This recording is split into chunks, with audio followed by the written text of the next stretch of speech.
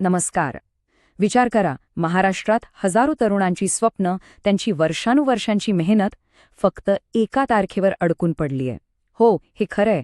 सरकारी नोकरीचं स्वप्न बघणारे विद्यार्थी आज रस्त्यावर उतरले आहेत. आणि हा मुद्दा फक्त एका परीक्षेपुरता नाहीये, तर त्यांच्या भविष्याचा आणि आपल्या संपूर्ण व्यवस्थेवरच्या विश्वासाचा आहे. तर नक्की काय झालं? तुम्ही विचार करा. पुणे आणि छत्रपती संभाजीनगरसारखी शहरं मध्यरात्र उलटून गेलीये आणि हजारो विद्यार्थी रस्त्यावर आहेत.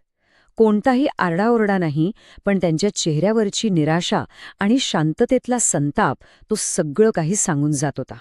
आणि ह्या आंदोलनातलाच एक विद्यार्थी काय म्हणतोय बघा. तो म्हणतोय, हा खूप मोठा अन्याय आहे. ही केवळ विद्यार्थ्यांसाठी सुरू केलेली चळवळ आहे. म्हणजे बघा, हे शब्द हजारो विद्यार्थ्यांच्या मनातलं बोलतायत. हा लढा कुठल्याही राजकीय पक्षाचा नाही, तर फक्त आणि फक्त विद्यार्थ्यांचा आहे, त्यांच्या हक्कांसाठी. त्यांनी आपली निराशा व्यक्त कशी केली? तर पुण्यासारख्या शहरात अगदी शास्त्री रोडसारखा महत्वाचा रस्ता अडवून. विचार करा, हे किती मोठं पाऊल असेल. यातून एकच गोष्ट स्पष्ट होते की त्यांना सरकारचं आणि प्रशासनाचं लक्ष वेधून घ्यायचं होतं आणि त्यांच्या मागण्या किती गंभीर आहेत हे दाखवून द्यायचं होतं. पण प्रश्न हा आहे की हे विद्यार्थी इतके का चिडले आहेत? या सगळ्या आंदोलनाचं मूळ कारण काय? तर ते आहे प्रशासकीय दिरंगाई आणि फक्त एक तारीख. हो, एकच तारीख जिने हजारो मुलामुलींचं भविष्य टांगणीला लावलंय.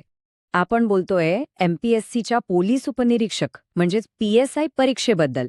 महाराष्ट्रातल्या लाखो तरुणांसाठी ना, ही फक्त एक नोकरी नाहीये, हे एक स्वप्न आहे, एक पॅशन आहे, ज्यासाठी ते कित्येक वर्ष जीवाचं रान करतात. बरं, तर हा सगळा घोळ झाला कसा समजून घेऊया. बघा, विद्यार्थ्यांनी 2025च्या सुरुवातीला जाहिरात येईल असं गृहीत धरलं होतं. पण जाहिरात आली कधी? तब्बल 7 महिने उशिरा, 29 जुलैला. आणि मग MPSCने वय मोजण्यासाठी तारीख दिली 1 नोव्हेंबर. विद्यार्थ्यांचं म्हणणं आहे की ही तारीख 1 जानेवारी असायला हवी. आणि नेमका इथंच हा सगळा वाद सुरू झाला. आता तुम्हाला वाटेल, एका तारखेने काय एवढा फरक पडतो? पण इथेच तर सगळा खेळ आहे. जर कट ऑफ डेट 1 जानेवारी 2025 ठेवली तर हजारो विद्यार्थी परीक्षेला बसू शकतात. पण जर ती 1 नोव्हेंबर ठेवली तर तेच विद्यार्थी थेट अपात्र ठरतात. त्यांची संधीच निघून जाते. विचार करा, वर्षानुवर्षांची मेहनत एका तारखेमुळे वाया जाते. त्यामुळे विद्यार्थ्यांचा मुद्दा अगदी सरळ आणि साधा आहे. ते म्हणतात, जाहिरात उशिरा काढणं ही प्रशासनाची चूक होती. मग त्याची शिक्षा आम्हाला का? आमची संधी का हिसकावून घेतली जातेय? आणि खरं तर त्यांचा हा प्रश्न अगदी योग्य आहे, नाही का?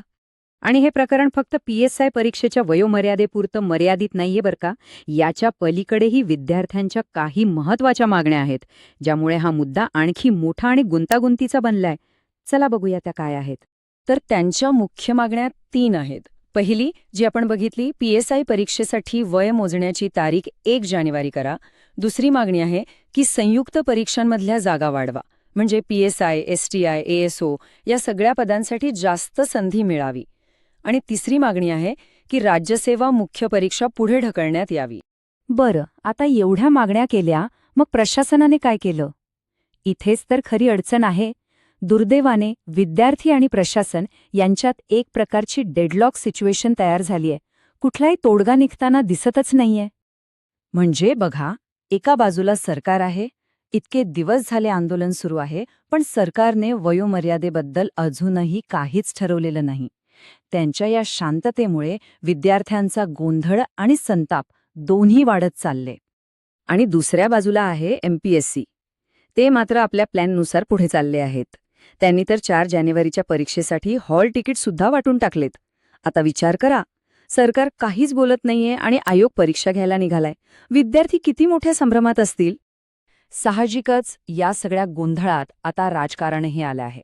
काँग्रेसचे नेते हर्षवर्धन सकपाळ यांनी सरकारवर थेट निशाणा साधलाय. त्यांचं म्हणणं आहे की सरकार फक्त विद्यार्थ्यांच्या न्याय्य मागण्या दाबून टाकायचं काम करतंय.